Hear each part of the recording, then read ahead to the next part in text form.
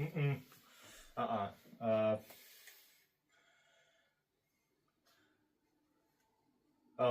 Hey dude, you know that demon monkey that we had as kids? You know, the one with the bongo drum?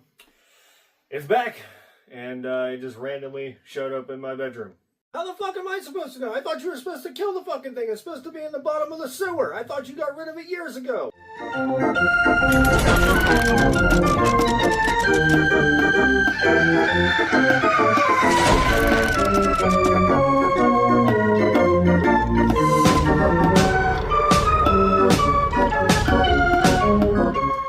You dare start doing that shit? Oh, hell no. Yeah, it's doing the fucking song. Yeah, it's fucking hit the drum.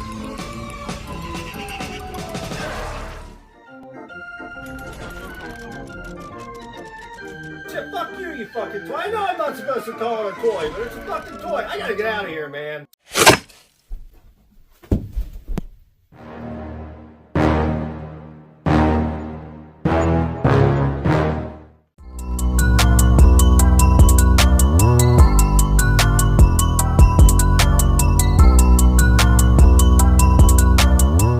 Hey, what's going on, everybody? My name is Theo, and I love to talk about horror movies, and in today's episode, we're going to be talking about The Monkey. Do the monkey with me!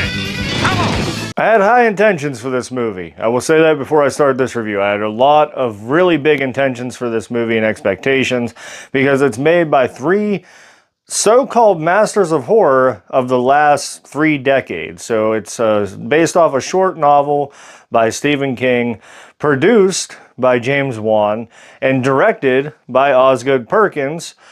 It's just, you know, what could go wrong? You know what I mean? Essentially, this movie is about a toy monkey that a father passes down to his sons, and inevitably every time this monkey plays the drums, somebody randomly and exponentially dies by the hand of the monkey at a final destination death event that randomly happens, and it's just over the top and wild and kind of out there. It's good until it's not good, if that makes any sense whatsoever. I had a lot of fun with this movie until I didn't have a lot of fun with this movie. I personally thought this movie was going to be up there with Longlegs as like this year's standout movie that everybody loved and appreciated and thought was the best thing ever. And then I heard it was going to be a horror comedy. And I thought, well, it's different for Osgood Perkins because, you know, he's got a couple horror movies under his belt. He's got Longlegs, and that wasn't anything that had to do with comedy. Little out there, a little different. And I thought like maybe he could take his spin on things and apply it to like a horror comedy, see what happened. And it's good, and it does well for about the first like 40-ish minutes, 35 minutes. And then after you start getting used to what's going on in the movie and it continues to happen again and again and again, it started to die out for me really bad. Like it started to become more stagnant as the last half of the movie took place. And it started to make me think like, Final Destination, reboot after reboot after reboot after reboot, but in a movie that is only like an hour and a half long.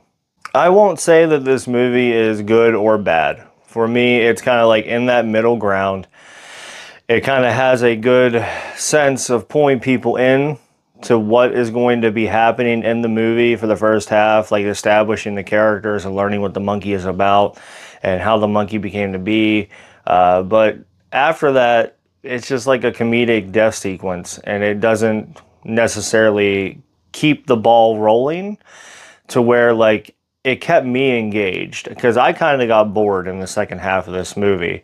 And I'm not discrediting it, but it's got a lot of like CGI effects rather than practical effects. It's got a lot of like different takes on a story that really don't make sense, and we'll talk about that here in a minute. But like it just, I don't know, the second half of the movie really didn't do it for me. The one thing I will say about this movie is that the cinematography is really well done. I like the direction that Osgood Perkins has with the cinematography in his movies. It has a very like retro feel, if that makes any type of like movement toward like a vintage kind of movie. but it's not a vintage movie. It's shot modern, but the way that the angles are and the cinematography is applied, it makes it feel like a more like 70s, 80s style movie for me. And it takes place during this modern era. You know, there's smartphones, there's all kind of stuff going on. At least the second half of it is. And it still made it feel like it was shot in like a different timeline for me. With all that being said, let's jump into some of my positives here. I will tell you, just like I said a few minutes ago, that the cinematography is really well done. I like the direction that Osgood Perkins has toward his cinematography for both Longlegs and with The Monkey. I think both have a very similar style of being shot. I think that if you took them side by side and you applied different, similarities to the movies between Longlegs and The Monkey, you would see like there's a lot of really good nuances between the both that establish both movies to keep you like in the loop of feeling like what's going on in that vintage style of movie, and if it's going to continue onward with that kind of style. If he continues onward with that kind of style, I think it's good. I think he could take that style of cinematography and kind of make it his own thing. Another positive for me, I will say, the first half of this movie, I enjoyed a lot. I really enjoyed the first half of this movie. I was laughing a lot. There was really good value in it for me that kept me on like that what's going to happen next in this movie kind of feel, and if like it's going to establish any more of the story. I really enjoyed that a lot in this movie. The kids in this movie, or the kid that plays the twins in this movie, he does a really good job at like kind of establishing both characters, because one's like a outcast and one's like a jerk, and this actor does a really good job of making both his own. And not to discredit Theo James, but he also does okay, I think he does better than Theo James in establishing like a twin character toward like the second half of the movie. And for my last positive, I will tell you, this is a gore fest of a movie. If you enjoy gore fest movies, this is right up your alley.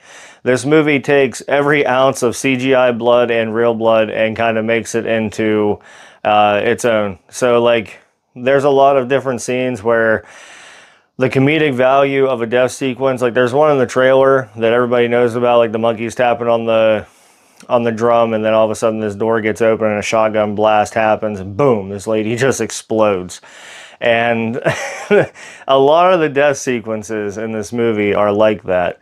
There's one that I thought was particularly funny that had me kind of like laughing out loud in the theater, because I was expecting, like, there's a scene, and it's also in the trailer, there's a scene where this lady's about to jump into this pool and this air conditioner falls into it and electrocutes it or whatever.